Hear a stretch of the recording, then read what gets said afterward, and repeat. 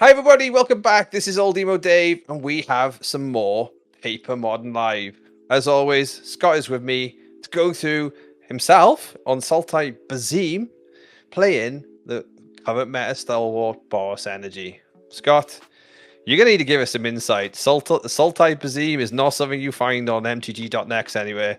Take us through what you're playing. Yeah, essentially from the start of this format, the two cards I fell in love with the most were Psychic Frog and Six. So I wanted to jam them in a deck together. Figured out that Life from the Loam goes really well with Six, essentially being Ancestral Recall with Dredge in some cases. And it goes well with Psychic Frog as well. You can just pump insane amounts of cards into the Frog with Life from the Loam. So it's an artifact-based sort of Emery, Mishra's Bauble, Mox Amber. There's one Tameo, 6 Psychic Frog, and then Basim to tie the whole room together. Just greasing the wheels, drawing me cards whenever I play basically anything. Boros Energy on the other side. This is it's not quite a standard Boros Energy list. This is one that myself and Jenny have worked on together a little bit. She's not a huge fan of the clunkier cards like Fable of the Mirror Breaker, where she's sacrificing equity in the mirror match to be faster against not just Nadu, but Mono Black Necro, Jeskai Control, that sort of thing. So she's playing a bit more one-drops, Giver of Runes, that sort of thing. So just slanting slightly more aggressive. I love that accused marauder you have going on there. So, an on the rise little 2-drop that does a nice little job of removing some pesky things on turn 2. What I also like about Jenny's list is that I do like the Felia. I feel a little bit underplayed in most as a card, but the fact that it can like bounce things out of the way when you're trying to get in for the win, I do like seeing that card in the deck. Yeah, it's certainly a problem when one of your game plans is making Urza Saga constructs, where that's essentially just completely removed when your opponent goes, oh, okay, your end step, I'll play Ophelia, swing, blink out your token, that sort of thing. So here's many cats as they do hitting the board and becoming a problem. 2/1 cats never get as big as constructs. That is something that we do need to take into account. But them constructs are a little bit scared of those kitties because usually blocking a kitty leads way to flipping over a Johnny. Pretty much go into game plan here. What's the line to victory for Sultai Basim though, Scott? So you can set up sort of semi-loop states where Life from the Loam is generating you mana by looping Mox Ambers. It's generating cards by looping Mishra's Baubles, or you can even just sit there and loop One Rings over and over again for infinite protection. So in this particular situation, I was setting up for an Urza Saga sort of line, which is one of the many backup plans for the deck where you can sometimes just beat down with Psychic Frog, that sort of thing, or beat down with construct tokens. But yeah, the Felia is a huge problem in the face of that, so I had to fatal push it right away. Yeah, absolutely. And the engine that you usually would like to see is the Basim out quite early, right? Which by playing things like Mox Amber, Mishra's Bauble, and legendary cards, you are getting a lot of tick ups. That hasn't hit the deck yet, but we are making those constructs, or in a position to start making those constructs. Evenly balanced, but you know, Jenny is going to start to make cat token after cat token with the City's Blessing. Sneaking in the bottom left hand corner though, you see we have 2 unstable amulets, and that is also some speed and energy, speed and an engine for more cards to hit the battlefield. Yeah, I think it's 1 amulet exiled underneath the first amulet activation, so we're not quite at the stage with 2 on the field, but this is another card that's left a lot of standard Boros Energy lists that Jenny really likes, where it can give you that reach. If you escape a Flage with 2 unstable amulets, it's the sort of thing where when you're playing Boros, your opponent's fighting tooth and nail to try and stop you doing everything that you're doing. You need to answer everything, which is why we've lent into that with the guide, with the Giver of Runes, that sort of thing. But Unstable Amulet can give you a lot of reach really easily for a card that the worst thing it does is draws you a new card. Yeah, what are we sort of like thinking about like defense, offense, like making these constructs here? Are we gonna be like just building a wall and hoping they don't pass, or are we gonna be looking to try and get the beat down on? Yeah, I'm trying to essentially delay until I can draw into one of my engines or have time to deploy one of them. So that's the issue I found with this deck is if you don't have Basim, Six, Emery, something like that, the deck just falls on its face. So Psychic Frog is pretty good, and Boros Energy often has quite a tough time answering it. I have the Life from the Loam in the graveyard, so I can start that going by doing Urza's Saga over and over and over again, where I can attack on sort of two axes. Jenny's only real answer to the Frog is Static Prison at this point. Yes. So if she doesn't have a Static Prison, I can start giving the Frog flying, I can get extra cards into my hand, and then hopefully find myself into a position where I can get a Basim down or get a Six down. There is a Static Prison straight away for the Frog, obviously. Keep it up your usual. I'm gonna call my death before my death. I want to clarify. The Static Prison got you. I want to clarify for all the viewers out there that the audio hasn't desynced, and I cannot see the future. I've just played a lot of games of Magic the Gathering and lost a lot of games of Magic the Gathering, so I'm acutely aware of how to lose them. Third Unstable Amulet. Scott has seen the bad state. That's a ping. That's a ping per card that's about to get played from there. Yeah, or three pings per card. Play Unstable Amulet, ping me for 2 damage, exile another card with one of them. That's another 3 damage. If it turns out that when you're casting spells you want to cast anyway, Lightning Bolt attached to all of them is quite good. But Unearth was the draw. Being able to get back a 6 that I had milled over, it's a start. I seem to remember, so Life from the Loam in hand as well, so 3 lands.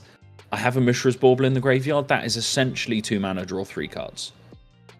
So playing out the Urza Saga just for that little backup plan. So just sort of like to return the idea with six is all about just retracing from the graveyard and milling over things, but the engine is your Life for the Loam, bringing the lands back to your hand, right? Yeah, exactly, and that's why I'm playing cards like Accursed Marauder, where with a 6 on board, I'm turning every land into a bad edict.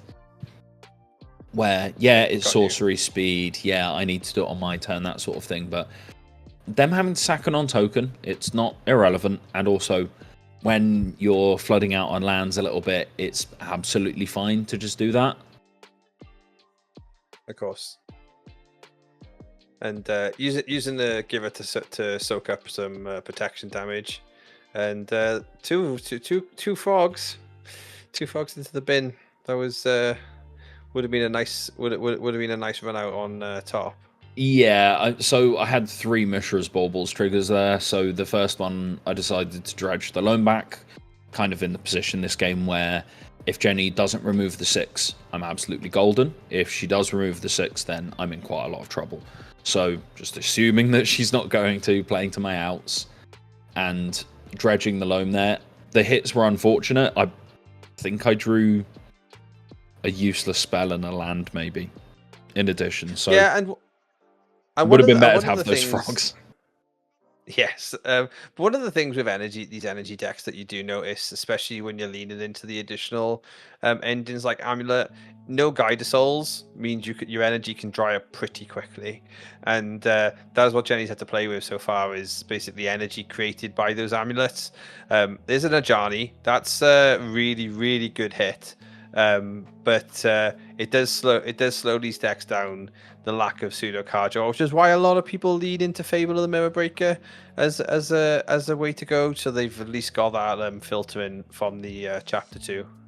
Yeah, I think there might be a world where if you do want to play Philia, you can go down a sort of Seasoned Pyromancer route. It goes really well with Ocelot Pride as well. So maybe there's something there, but it's more the fact that every time Jenny taps one of these amulets, I'm just clenching because any spell is good for her at any point in the game, and that's the power of these Boros energy decks. Is it's very rare you draw a spell and go, "Oh, that was useless." Yes, very true. It's very true. You don't find yourself top decking a bad card in a lot of these builds, do you? And getting rid of that Ragavan. But yeah, I'm trying my best here. I cast the Life from the Loam to get some lands back. Retrace the Accursed Marauder twice, just trying to chew through the board a little bit. I am down to 6 life, so these unstable amulets are eminently threatening. But you're a double ping away from death, yeah. Yeah, I'm just trying my best to keep the board stabilized and kill Jenny quickly, really, where if I can Accursed Marauder away a couple more things, I can maybe draw a Fatal Push for one of the cat tokens while making constructs. Do you have a Boots in this list? Lava Spur, yeah. Lava Spur, yeah. So there's a route to go to become unstoppable. Yeah, I mean, it's potentially that way, but the cats are just walling me while I can't really attack with them. I can't just assume Jenny will never hit a removal spell or, God forbid, a Flage at any point here. Oh, 2 mana. Oh, that's not a good one, Scott. Well, yeah, so what I was saying about Jenny having quite a lot of reach and being able to deal damage without attacking while being able to block, Ajani's kind of perfect for that. Ajani is about to do 4, probably. I'm going to say give it a 6. Yeah, Jenny did think about this decision for quite a while, and we have played this matchup a fair few times at this point while I was testing my list and trying to refine it and get it to a playable state. We have played it quite a bit. And with me at 6 with 3 unstable amulets, it's actually a really tight decision between do you kill the 6 and slow down my card flow, or do you just donk me for 4 and say you need to do something or you are dead next turn. Yeah, no, that's a call, because you know the Ajani's at least gonna at least make 1 more cat, isn't it? So it would only have to like make 1 more body to then do the rest of the damage. You just need the unstable amulet to be able to pop off. I'm guessing a lightning bolt. There's quite a lot about. Yeah, it's more of a decision than it looks, but definitely knowing that there's still life, literally life in the loam of this deck. Yet, Jenny making the conservative decision, which I think in reality is probably the right one, when like running the numbers would be considered. Yeah, I think she's just aware that it's very, very unlikely that I'm going to be able to kill her from this position before she can deal 6 damage to me. I need to deal with the Ajani. I can only really do that by attacking very much. And she has 4 bodies. So I'm going to struggle to attack through. I'm just trying to think of ways at the minute to try and start working through the board. There's actually here, you've had a really good turn, which, you know, you've sagaed into a boot. You're on the front foot. A 6 being able to be there to be an engine as well. Really could have been the swing. Could really be the swing point of the game. Jenny's still gonna have to soak some of this damage up though, because their life total at 11 is not massive, and could be a threat.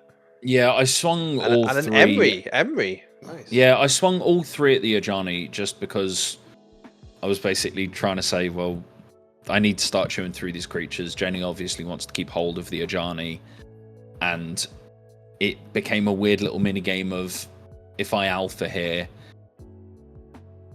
there is a world where she doesn't block, has a removal spell off the top, kills one of my 2 blockers, and then kills me. So this was actually a really tight couple of turns, and I'm really not sure what the most sensible line for either of us through it was.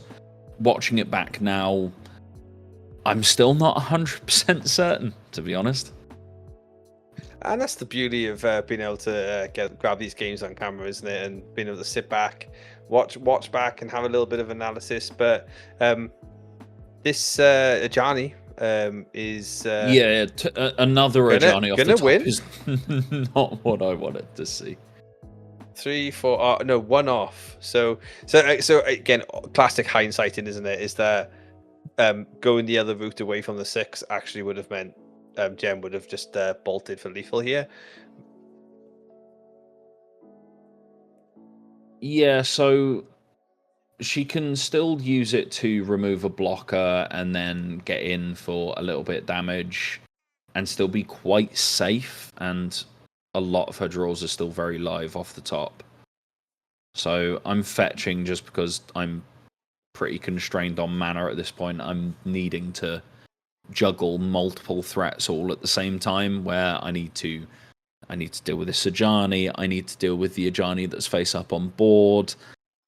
There's cat warriors as well that I need to deal with, and this deck is very good if your opponent is just playing creatures and just playing to the board fairly, or trying to counter your spells, that sort of thing, because it's incredibly resilient. But if you're under quite a lot of meaningful pressure, it can be pretty difficult to try and stabilize, where you're playing a 3-color deck with Urza Saga. That is pretty painful. So yeah, absolutely. Maybe I cut the black, maybe I lose the Psychic Frogs and just play blue-green, something like that, or just play blue-black, drop the 6s and the Loams, and just play like a blue-black artifacts deck. I'm not 100%. Hey, we're in. I don't want to necessarily say lame duck. I'll call it lame bird. We're in lame bird season, right? Just we all know Nadu's going. We all know we want to find a new best deck, but in the current meta, we're not going to be able to really figure that out properly yet. Whilst you're cycling through the Emeries, just for the viewers of video, you'll notice as well, Scott and Jenny aren't actually passing to cut, and this is our local FNM. And I think what you'll find on a lot of our videos as we're trending to modern is we've all played with each other a very long time, so a lot of us will we may do the initial cuts when we sort of shuffle, but other than that, with the amount of shuffling and fetching that goes on in modern, we pretty much, I'd say probably 75%, maybe 80% of the videos you will see pretty much a shuffle and go from both players. But just to add that in for the YouTube comment of these are both cheating. Me and Jenny have been playing Magic together for about a decade now, so pretty well acquainted with each other and well acquainted with how bad the other one can play sometimes and how good the other one can play sometimes. Like, and also that Ajani was just getting the job done. Yeah, me desperately trying to dig for an answer there. I actually overcooked it slightly too much and left myself dead, which was a small misplay there. I seem to believe I was muttering to myself, going, "Where are my One Rings? I am playing 4 of them." No, fair enough. And they were probably in your deck, Scott, but if they weren't in your deck, the one thing we would expect to see them would be stored nice and safely in your bulk box. Leads us on to talking about how this video, again, on this channel, is supported by bulkbox.co.uk. You can go there and get some of the best storage for bulk cards that you can find. You get them in packs of 3, you can get them in packs of 1. Best value on the pack of 3, they fit perfectly in an IKEA calyx, and you can go to the link on screen right now and you can use the code OldEmoDave10 in checkout to get 10% off your order. Not just your first order as well, any order that you'll ever do, OldEmoDave10, and it will support the channel. Also, IKEA hit us up. Yeah, and IKEA, yeah, we'll take your shout out too. That's not that. In fact, invoice is in post. But and like not being stored in the bulk box, they are there. What were you in this kind of matchup siding in and siding out of your deck? I've changed this list around a couple of times, but I think I brought in Toxic Deluge and another Accursed Marauder, so just a little bit more removal. I know that if the game goes as long as it did and the board is under control, I can win in the value game quite easily, where if I play a 6 and I draw 4 cards off of a single Mishra's Bauble, I'm gonna do pretty well in that situation. I just need to keep the board under control. Oh, fair enough. And the thing being though is you're very much the control deck in this matchup, even though you have aggro tendencies. Jenny is, even on the draw here, is going to be coming at, and two bobbles into an Emery. That's a turn one if you were going to ask for it. Yeah, it's what you want to see, right? Yeah, it's what you want to see. You don't want to see an Amp Raptor quite close to the top of Jenny's deck, especially if this is turn one. Crack and go play Guide Souls. Oh no, just bolt in. That's the smart play, right? Because Emery is a very scary engine. Ooh, Frog on 2 as well. Good start here for you in game 2. Yeah, so I know I've just seen the Static Prison drawn there, where I was feeling good. I looked at my hand, I thought, okay, this is absolutely sick. If I get to untap with this Emery, it's going to be drawing me an extra card every turn, that sort of thing. Jenny with the really heads-up play that you don't often see out of these decks is turn 1 removal spell. Often you see a threat played. I thought if she plays a Guide Souls, it's fine for me. I can outvalue this. I can go over it with the Frog, just chaining these baubles over and over again. But Lightning Bolt straight away on the Emery. She barely even hesitated. Static Prison on the Psychic Frog as well. Has the Ocelot Pride as a follow-up as well. I've drawn a very, very nice hand here. Yep. Jen's basically laughed in my face and gone, no, this is what a good hand looks like. Absolutely. Interesting line for Jenny here. A second Prism. Wow. Yeah, I felt good about the second Psychic Frog as well. And this is into Amp Raptor now. Scott, what can you do? Wait him off the top to get rid of your Saga. Yeah, in this situation, this has got to be the curse coming back to bite me. This is advantage energy. The advantage bars just swung all the way to the advantage bars just swung all the way to the left. Yes, and we saw in the last one where I went turn 1 Guide of Souls, turn 2 Amp Raptor. The Amp Raptor found a Warren Soul Trader, and then I just won. Like, these decks can be so great and aggressive in different ways, but that you couldn't have had a better start, but it was completely hard counted the whole way. And then Ajani as a follow-up here, just bravo. Yeah, she had it all, and she had it all. She played her spells in the right order. She hit what she needed to when she did and closed the door extremely quickly. Wow, and that is it. Like, so obviously it'll never be as quick as when you literally gave me a beatdown in my life with Amalia. However, that is clinical. That is a clinical ending and a wrap up from Boros Energy. I love some of the synergies you bring in this deck, Scott. As you say yourself, we're in the lab. We'll do it. We'll add a little Mox field to Scott's deck and Jenny's deck in the description so people can see what we were playing in local metas and brewing around with. Because I'm pretty sure 2 weeks from now, when we're talking, we'll be on Nadu Eve, so to speak, of the bands. We will be thinking, what has opened the door, and what kind of things can we be trying? How are you, Justin, with this deck, Scott? Have you already got new plans to take in and directions to take it in? I'm gonna blame Ben Jones, Pro Tour player, local player to us, for brainworming me this Thursday just gone, where I've gone a little bit of a different direction, but we'll wait and see. I might try and play it in a Modo challenge or something at some point, see if I can get a result somewhere. If Scott does, we'll let you know. We'll let you see the spike on the channel. And thank you to Magic Online as well for your continued support and helping us out with a Magic Online creator account so we can try these decks and then bring them into paper and then bring you this coverage a couple of times a week here on the channel. As you're packing up in real life, Scott, let's pack up the video and just give us some final thoughts.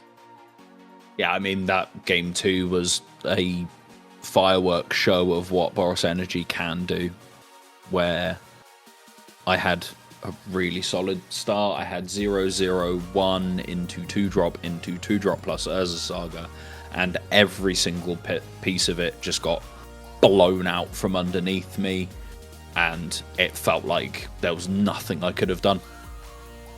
Yeah, energy really taking the tier 1 slot in this meta game, only being shot down at the moment with the bird, and even beats the bird in many situations. What are you going to be building in the new modern season as it comes up, and will you be joining us for our RCQ on the 17th of August? There's still there's still tickets available and within LinkedIn description. Thanks very much for listening and watching. However you got us, likes and subscribes, always loved. We'll see you on the next video. Lick it. Lick it. He got absolutely taken to town then. Like, Oh, yeah.